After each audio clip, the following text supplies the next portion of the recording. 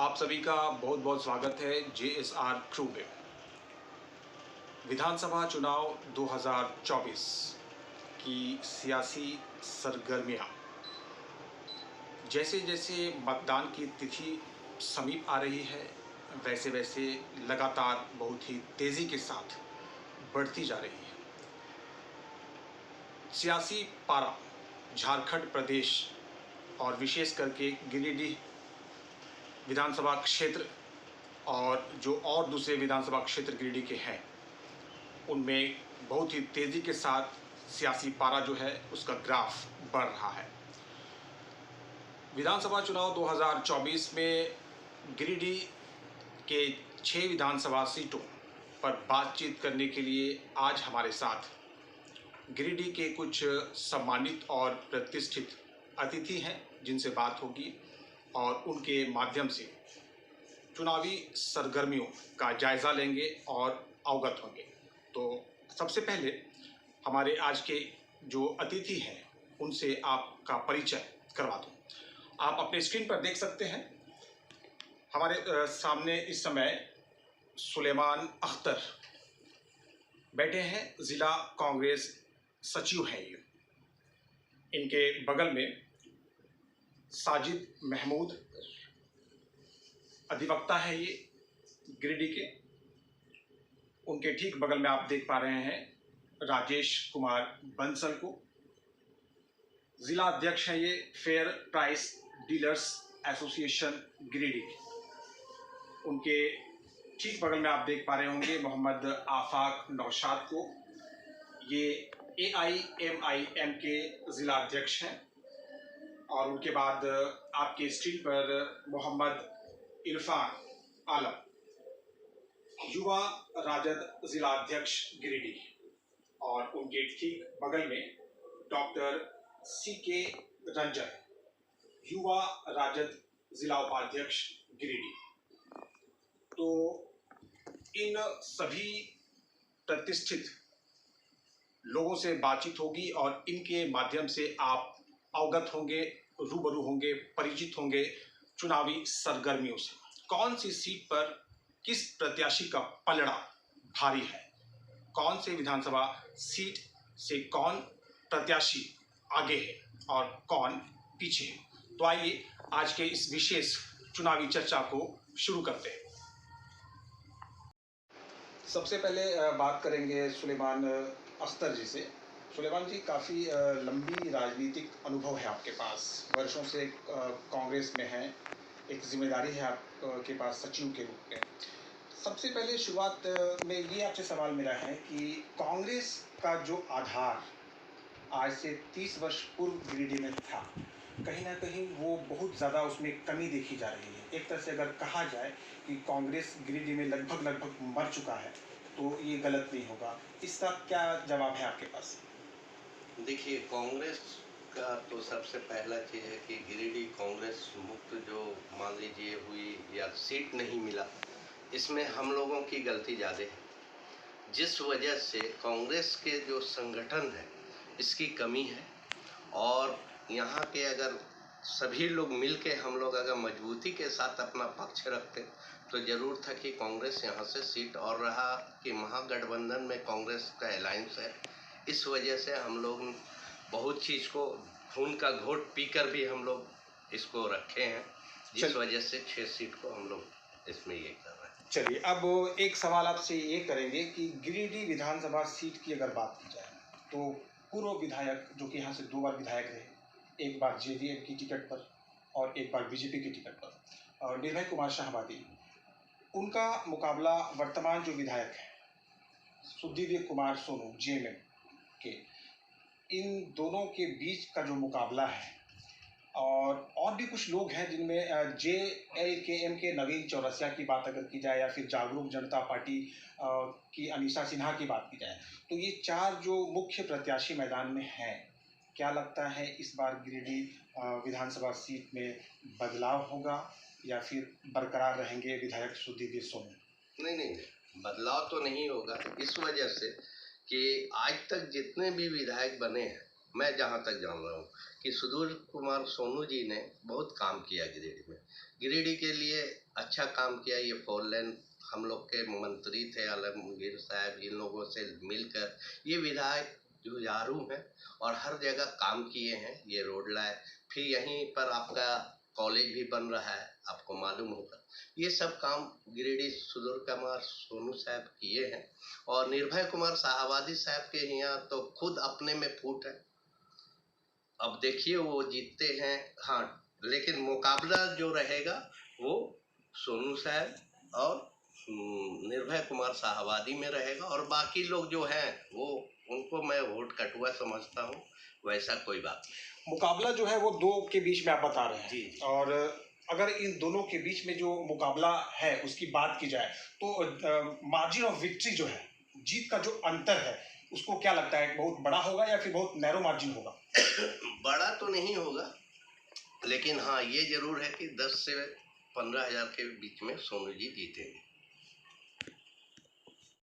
साजिद महमूद साहब, आप का व्यू चाहेंगे, क्योंकि जो प्रत्याशी यहाँ पर हैं बीजेपी के, निर्भय कुमार शाहाबादी, कहीं ना कहीं इनके करीबी के रूप में आपकी चर्चा है, काफ़ी अच्छी जान पहचान आप दोनों की है। तो निर्भय कुमार शाहाबादी की जो दावेदारी है इस बार, क्या निर्भय शाहाबादी विधायक सुदीव्य सोनू के किले को फतेह करने की स्थिति में आपको नजर आ रहे हैं? जहाँ तक माननीय निर्भय कुमार शाहाबादी से मेरे परिचय की बात है, तो मैं सियासत जेवीएम से शुरू किया था और उस समय से निर्भय शाहाबादी के साथ मेरे अच्छा परिचय है। वो मेरे बड़े भाई हैं। लेकिन बीच में जब जेवीएम पूरी तरह से बीजेपी में चली गई तो मेरे थॉट्स के अगेंस्ट था और मैं उनके साथ, उनकी पार्टी के साथ नहीं जा पाया। और कुछ हद तक देखा जाए, क्योंकि मैं जानता हूँ कि नेताओं से ज़्यादा जानकारी वोटर के अंदर होता है, ये जनता है, सब जानती है। इसलिए निर्भय शाहाबादी एक अच्छे इंसान है और पार्टी उन्होंने गलत चुना है। ये इसका फैसला जनता करेगी, आने वाले दिनों में हम देखेंगे। 10 साल आपने विधायक को देखा है, शाहाबादी जी को काम करते हुए, 5 साल आपने सोनू जी को भी देखा है। तो विधायक सोनू के जो 5 साल का काम है, इसके अनुसार अगर आपसे सवाल किया जाए कि ये 5 साल का काम विधायक सुधीर सोनू का, क्या जनता की आशाओं पर ये खरा उतर पाए? जनता की तरफ से मैं रिप्रेजेंटेटिव करके कहना चाहता हूँ कि सुदीप कुमार सोनू एक अच्छे विधायक हैं, एक अच्छे इंसान हैं और 5 साल में जो उन्होंने काम किया है बहुत ही सेटिस्फैक्ट्री काम है। अगर उनको दूसरा मौका अगर जनता देती है तो बाकी के जो काम है उसको वो आगे बढ़ाएंगे और एक अच्छा गिरिडीह को सामान्य सजाने का काम करेंगे। मैं कल गिरिडीह विधानसभा के उदनाबाद में था। वहाँ पर एक तरफा लोगों की बातें सामने आई कि विधायक जो है, यहाँ तक उन लोगों ने कहा कि 5 साल जीतने के बाद हो गए, लेकिन दर्शन देने के लिए वो उदनाबाद नहीं गए। बिल्कुल 2 किलोमीटर की दूरी में वो रह रहे हैं। तो इस तरह की बातें उनके विरुद्ध सुनने को यहाँ पर आई। तो इस विषय में आप क्या कहें? क्या सुधीर सोनू जनता को वह समय दे पाए कि नहीं दे पाए? जहाँ तक उदनाबाद की बात है, उस वीडियो को मैंने देखा और वहाँ के रोड के हालात को मैंने देखा, इसलिए मैं कहना चाहता हूँ कि वहाँ की जनता सही कह रही थी। शायद हमारे सुदीप कुमार सोनू वहाँ नहीं पहुँच पाए, उनको पहुँचना चाहिए था और वहाँ की जनता के कामों को और रोड को बनाना चाहिए था। अगर इस बार वो नहीं बना पाए तो उनको जनता से मिलना चाहिए और उनको आश्वासन देना चाहिए कि इस बार अगर हमको मौका दिया जाए तो मैं जो काम मेरा छूट गया है वो जनता के लिए करने की कोशिश करूँगा। राजेश बंसल जी, आप विधायक सुदीव्य सोनू के करीबी माने जाते हैं। लगातार कई ऐसे कार्यक्रम हुए, हाल फिलहाल की अगर बात की जाए यहाँ से लेकर रांची तक, जिसमें आप विधायक के साथ दिखे। सबसे पहले तो आपका जो अपना एक संगठन है, फेयर प्राइस डीलर्स एसोसिएशन, इस संगठन का क्या स्टैंड है और इस संगठन के अध्यक्ष होने के नाते आप क्या कहना चाहेंगे? विधायक सुदीव्य सोनू और निर्भय कुमार शाहाबादी के बीच का ये जो टक्कर है, क्या ये दोनों के बीच में द्विपक्षीय टक्कर ही है या फिर और कोई तीसरा फैक्टर हो सकता है? सबसे पहले तो मैं जेएसआर ट्रू के संपादक और स्टूडियो में बैठे हुए सभी साथियों को झारखंडी जोहार करता हूँ कि आपने मुझे अपने स्टूडियो में बोलने का मौका दिया। जहाँ तक गिरिडीह विधायक सुदीप कुमार सोनू की बात है, तो जितना नज़दीक से मैंने अपने विधायक जी को देखा है, जितने नज़दीक से हमने अपने विधायक जी को देखा है, उनमें एक कार्य करने का जुनून है। हमारे विधायक जी से मुलाकात 2022 में हुई थी। उन्होंने हमसे डुमरी चुनाव में समर्थन मांगा था। हमने कुछ मांगे रखी थी जो हमारे 25,000 जन वितरण विक्रेताओं की खुशहाली के लिए, उनके परिवार के भरण पोषण के लिए थी। हमने डुमरी चुनाव में सरकार को मदद किया और अपनी पूरी शक्ति लगाकर वहाँ की प्रत्याशी बेबी देवी को जिताने का कार्य किया। जो माननीय विधायक जी ने मन से भी कहा है कि हम डुमरी चुनाव जीते हैं, तो उसमें डीलर संगठन का बहुत बड़ा योगदान था। आज हमारी जो दोनों मांगे थी अनुकंपा, वो झारखंड सरकार के द्वारा, माननीय मंत्री जी के द्वारा, गिरिडीह विधायक के असीमित प्रयास से मान ली गई है। आज हमारी 3 पीढ़ियां सुरक्षित हो गई है। आज अगर किसी डीलर की 90 वर्ष में भी मृत्यु होती है तो उनके आश्रित भूखे नहीं मरेंगे। संक्षेप में एक सवाल है जिसका आपसे जवाब चाहेंगे कि क्या विधायक सुधीर सोनू की विधायकी बरकरार रह पाएगी? निश्चित रूप से जो विकास की गंगा उन्होंने अपने विधानसभा क्षेत्र में बहाई है, बहुत सा कारण है। आज उनके कार्यकाल में 2 साल कोरोना में बर्बाद हो गया है। 1 साल विधायकी समझने में बर्बाद हो जाती है, सचिव के चक्कर लगाने में, और उन्हें कार्य करने का मात्र 2 साल अवसर मिला है। और बहुत सारी योजना है जो कम समय में बताना मुश्किल है। मैं 4-5 योजना मैं आपको बता देता हूँ। जैसे गिरिडीह पचम्बा 4 लेन सड़क, जेसी बोस यूनिवर्सिटी, इंजीनियरिंग कॉलेज और अनगिनत पुल। आज सीओडी पुल जो विगत 10 साल से क्षतिग्रस्त था, डैमेज था, आवाजाही बंद थी, आज वो चालू हो गया है, इन्हीं के कार्यकाल में हुआ है। और ये सभी के लिए 24 घंटा अवेलेबल रहते हैं। कोई भी व्यक्ति इनके पास किसी कार्य के लिए जाता है तो वो निराश होकर नहीं आता है, वो पूरा प्रयास करते हैं। और सबसे बड़ी बात है कि हमें एक मजबूत विधायक मिला है जो मुख्यमंत्री के समकक्ष हैं। वो आने वाले समय में अगर जनता यहाँ से मौका देती है तो गिरिडीह को पूरे विश्व के मानचित्र में, राष्ट्र के मानचित्र में अंकित कराएंगे अपने विकास कार्यों के द्वारा। आफाक नौशाद जी, AIMIM के जिला अध्यक्ष हैं आप। आपकी पार्टी ने डुमरी में चुनाव लड़ा था, मोबिन रिजवी ने डुमरी में चुनाव लड़ा लोकसभा का।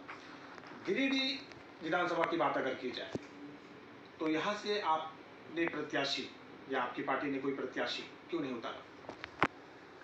पहले तो मैं आपका बहुत बहुत शुक्रिया कि आपने अपने चैनल में हमें मौका दिया बोलने का, अपनी बातों को रखने का, अपने पक्ष को रखने का। मैं बहुत धन्यवाद करता हूँ आपका।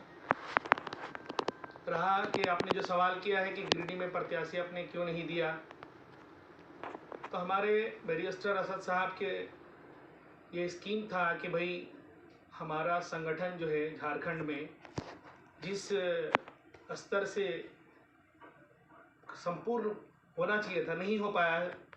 और जो वहाँ की टीम आई थी हैदराबाद से, जो पर्यवेक्षक आए थे, उन्होंने जो यहाँ पर निरीक्षण किया झारखंड में, तो उनको लगा कि हमें यहाँ मैक्सिमम 8 से 10 सीटों पे चुनाव लड़नी चाहिए, क्योंकि जब तैयारी नहीं है तो चुनाव में उतरकर कोई फ़ायदा नहीं है। और साथ में सबसे बड़ा जो प्रॉब्लम आ गया हमारी पार्टी में वो ये कि इसी वक्त में महाराष्ट्र में चुनाव है, आप जान रहे होंगे।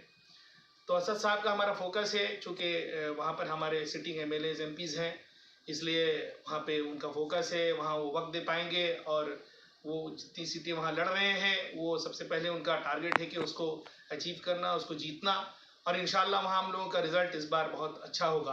आपकी पार्टी पर सबसे गंभीर जो आरोप बार बार जनता के द्वारा सुनने को मिलता है वो ये है कि पार्टी सालों भर कहीं अलग रहती है, चुनाव की घोषणा के बाद सामने आती है, और जब नॉमिनेशन की प्रक्रिया, नामांकन की प्रक्रिया शुरू हो जाती है तब ये उम्मीदवार उतारते हैं और लोगों के बीच जाते हैं और मुस्लिम या फिर मुसलमान के नाम पर लोगों को वोट लोगों से चाहती है।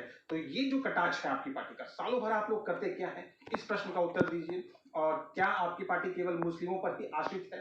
इसका आप जवाब दीजिए। जैसा कि आप सभी जान रहे होंगे कि हमारे बैरिस्टर साहब का पहला सिद्धांत है कि संविधान से देश चलेगा, और हमारी पार्टी जो है पूरे देश में सेकुलर पार्टी के नाम से जानी जाती है, और यही हकीकत है। खासकर इसमें अल्पसंख्यक समुदाय के लोग और पिछड़ी समाज के लोग, पिछड़ी जाति के लोग, उनके जो ऊपर जो अत्याचार होते हैं, उनके ऊपर जो सरकार की योजनाएं नहीं पहुंच पाती है, जो योजनाओं का लाभ नहीं उठा पाते हैं, और जो इनके साथ बहुत निर्ममता के साथ जो है अत्याचार किया जाता है और उस पर उनको सही इंसाफ नहीं मिलता है। शुरू से हमारे असद साहब रोड सड़क से लेकर के सांसद तक इसकी लड़ाई लड़ते आए हैं और आगे भी लड़ेंगे, और वो चाहते हैं कि इनको वो उनका हक मिले, और इसीलिए आज पार्टी लगातार कोशिश कर रही है। 2029 में आप देखेंगे इंशाल्लाह, ये जो आपका ये प्रश्न है कि चुनाव के वक्त में अगर ऐसा रहता तो आज हम 81 सीट में 40-50 सीट पर लड़ रहे होते। ऐसे नहीं है, बल्कि लड़ने वाले हमारे तकरीबन 28 से 30 सीट पर लोग तैयार थे, पार्टी के संगठन भी तैयार थे, लेकिन जिस स्तर का तैयारी चाहिए था वो नहीं था। इसलिए झारखंड में अभी हम लोग 7 से 8 सीट पर लड़ने जा रहे हैं। इंशाल्लाह इसमें एक अच्छा परफॉर्मेंस होगा, और आने वाले 2029 में आप देखेंगे कि AIMIM का एक नया रूप होगा झारखंड में, और लोगों का रुझान भी इस तरफ होगा, खास करके दबे कुचले लोगों का और पिछड़ी जाति लोगों का और अल्पसंख्यक लोगों का। गांडी में बार बार आपकी पार्टी ने प्रत्याशी उतारा, लेकिन जनता का कभी भी प्यार जो है उस तरह से मिला नहीं। गिरिडीह सीट की अगर बात की जाए तो गिरिडीह सीट पर आपका क्या स्टैंड है? आपकी पार्टी किसके साथ? अभी तो पार्टी का निर्णय फाइनल नहीं हुआ है, चूंकि यहाँ के भी एक दो लोगों का प्रत्याशी का नाम गया है, और वो आज शाम तक इंशाल्लाह फाइनल होने की बात है, और जिस तरह हमारी पार्टी की जो डिसीजन होगा हम लोग उस तरफ जाएंगे। रहा गिरिडीह की बात, तो आप देख सकते हैं कि गिरिडीह में क्या पूरे झारखंड में जो विकास होना था, ना वो भाजपा की सरकार कर पाई है और ना ये झारखंड की सरकार कर पाई है। शुरू से झारखंड में आप देखेंगे लूट खसोट का मामला रहा है, हमेशा जो है सो ये चर्चाएं रही है कि झारखंड में लूट खसोट का मामला हुआ है, गबन का मामला हुआ है। ये बहुत ही हम लोगों के लिए शर्म की बात है, बहुत दुख की बात है कि झारखंड में आज आप जैसा बात कर रहे थे बिजली के बारे में, हम कितने मिडिल क्लास के लोग के पास देखते हैं मैदान में, जब हम लोग फील्ड वर्क करते हैं तो लोग बताते हैं कि मिडिल क्लास के वर्क में जो है सो जिनकी यूनिट्स 200 से प्लस आती है, अगर 205 201 आ गया तो उनके यूनिट पर यूनिट झारखंड में सबसे महंगा बिजली है, तकरीबन 6.25 रुपये पर यूनिट। संक्षेप में एक लाइन में जवाब दीजिए, गिरिडीह विधानसभा सीट कौन जीत रहा है? ये तो वक्त बताएगा, जनता फैसला करेगी, क्योंकि मुकाबला यहाँ तिकोनिया लग रहा है, और ये तो आने वाला वक्त बताएगा कि ये चुनाव का रिजल्ट क्या होगा। झारखंड में सरकार किसकी बन रही है? झारखंड की जहाँ तक बात करेंगे तो वहाँ तो इंडिया गठबंधन की सरकार समझ में आ रहा है, जैसा रुझान लोगों का मिल रहा है कि इंडिया गठबंधन सरकार बनेगी। इरफान जी, सबसे पहला सवाल आपसे कि आपने टिकट के लिए काफ़ी प्रयास किया, लेकिन पार्टी ने आपको टिकट नहीं दिया, क्या कहेंगे?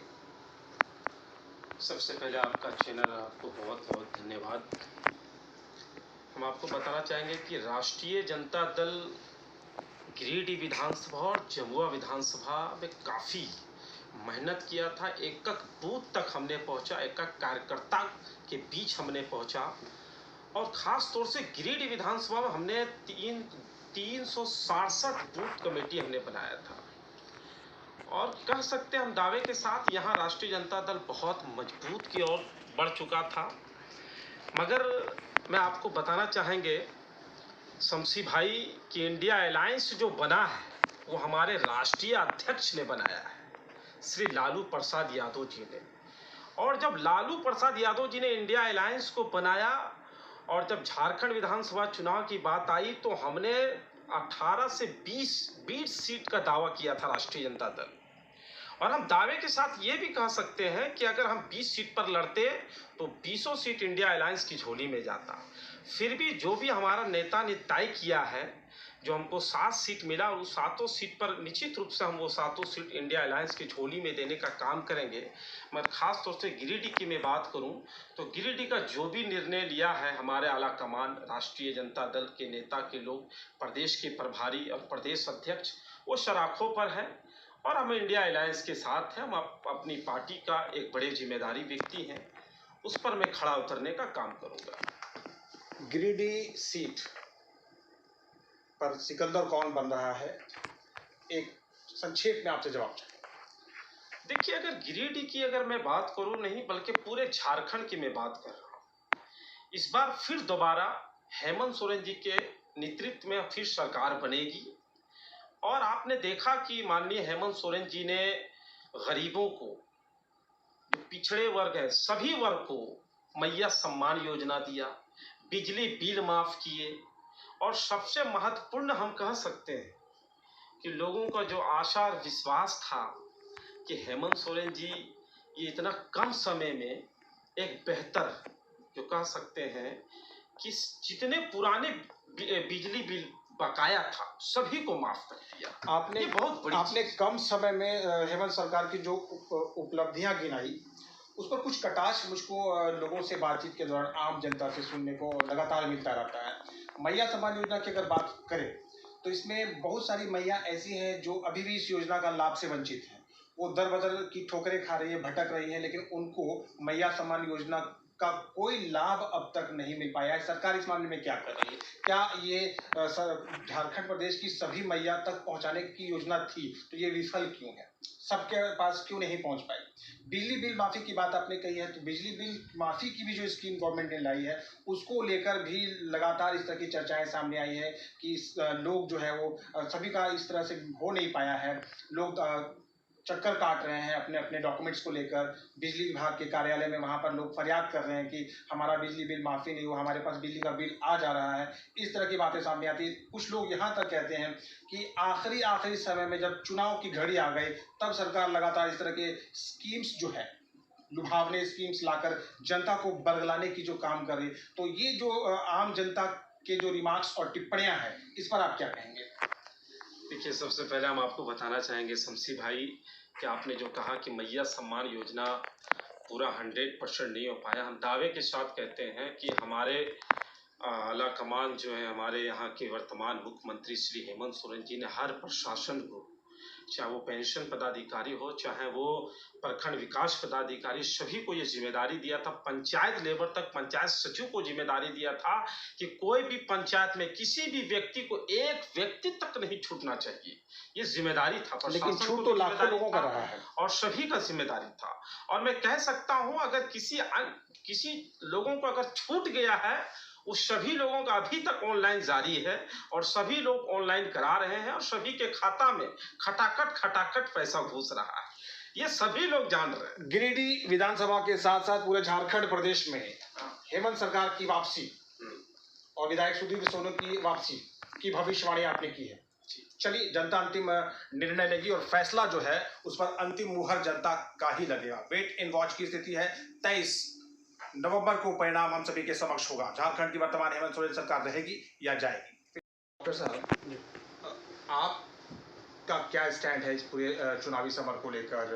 सबसे पहले तो ये बताइए कि हेमंत सोरेन का जो स्कीम इधर लगातार देखने को मिला, एक के बाद एक, चाहे वो मैया सम्मान हो, चाहे वो घुघो दीदी योजना विरोधियों के द्वारा लाया गया हो, या फिर बिजली बिल माफी की बात, तो ये जो स्कीम्स या फिर अबुआ आवास योजना जो लाया गया, क्या स्टैंड है? क्या ये सही समय पर लाया गया?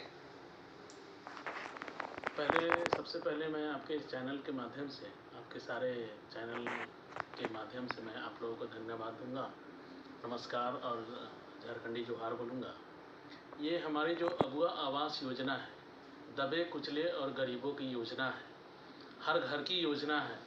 ऐसे व्यक्ति जिनके पास घर नहीं है, अपना आवास नहीं है, उसके लिए हेमंत सरकार अबुआ आवास योजना बनाई और एक एक व्यक्ति तक पहुंचने का काम कर रही है। दूसरी बात रही हमारी आपकी मैया योजना। तो मैया योजना लेट से क्यों शुरू हुआ? क्योंकि 5 महीने हेमंत जी जेल में रहे, इस कारण हमारा योजना जो है लेट से शुरू हुआ और एक एक व्यक्ति तक पहुंचने का काम किया जा रहा है। जो हमारी सरकार बनने जा रही है, इंडिया एयरलाइंस में बनने जा रही है, जो हमारे विधायक हैं सोनू जी, वो सबसे बढ़िया झारखंड में गिरिडीह में काम उन्होंने किया। एक बार फ़ोन कीजिए, 24 घंटा उनका फ़ोन चालू रहता है, जहां बोलिए वो हमेशा तैयार रहते हैं। कोई भी काम हो वो हमेशा निष्ठा से करते हैं। देखिए हमारे यहाँ ब्रिज की कमी थी, अब बगल में देख लीजिए, अर्गा घाट के बगल में वो ब्रिज उन्होंने बनवा दिया 2 साल के अंदर, 2 साल ही टाइम मिला। हमारे शहर को सोलर सिटी बना दिया, यूनिवर्सिटी दिया इन्होंने, मेडिकल कॉलेज दिया, इंजीनियरिंग कॉलेज दिया। आज हमारे बीच वो नहीं है, कहीं फील्ड में है, लेकिन उन्होंने बहुत सारा काम किया। हमारे सबसे पहले तो गिरिडीह को उन्होंने 4 लाइन से जोड़ा, सोलर सिटी बनाया। ये बहुत सारी योजनाएं हैं जो उन्होंने 2 साल के अंदर किया, और इस बार भी ये अलायंस में हमारी इंडिया गठबंधन की ही सरकार बनने जा रही है, ये हमारा वादा है। क्या आपको लगता है कि विधायक सुधीर सोनू बीरभाई शाहाबादी जो कि 10 साल पहले काम कर चुके हैं, पूरे विधानसभा क्षेत्र में उनकी काफ़ी अच्छी पकड़ भी है, तो उनका चक्रव्यूह भेद पाएंगे आपके विधायक? देखिए दोनों विधायक तो मेरे लिए बराबर ही हैं। कोई दूसरे रास्ते में किए अच्छे काम, तो कोई दूसरे रास्ते में किए काम। निर्भय शाहाबादी जी जो है वो गली गली पीसीसी का काम करवाएं, और हमारे विधायक बिल माफी योजना और सोलर सिटी की योजना करवाएं। तो हमें तो लगता है कि इंडिया एयरलाइंस का ही सरकार बनेगा, और इस बार बीजेपी की सरकार बनने का कम चांस लग रहा है। तो आप देख रहे थे चुनावी चर्चा, और हमारे साथ जुड़े थे गिरिडीह ज़िले के कुछ प्रतिष्ठित व्यक्ति जो अलग अलग पार्टी से हैं और अलग अलग फील्ड से हैं। ये सब हमारे साथ जुड़े थे, और विधानसभा चुनाव 2024 के तहत जो झारखंड प्रदेश की राजनीति है, गिरिडीह विधानसभा क्षेत्र की बात हो या फिर और जो दूसरे विधानसभा हैं, उन सभी बातों पर इन्होंने बहुत अपने स्तर से हर संभव प्रयास किया है। जो प्रश्न इनके समक्ष हुए उन प्रश्नों का उत्तर देने को लेकर, तो फिलहाल के लिए इतना ही। बने रहिए हमारे साथ, आगे आपको और भी दूसरे लोगों से बात करवाकर जो चुनावी सरगर्मियां हैं उससे अवगत करवाएंगे, रूबरू करवाएंगे। धन्यवाद।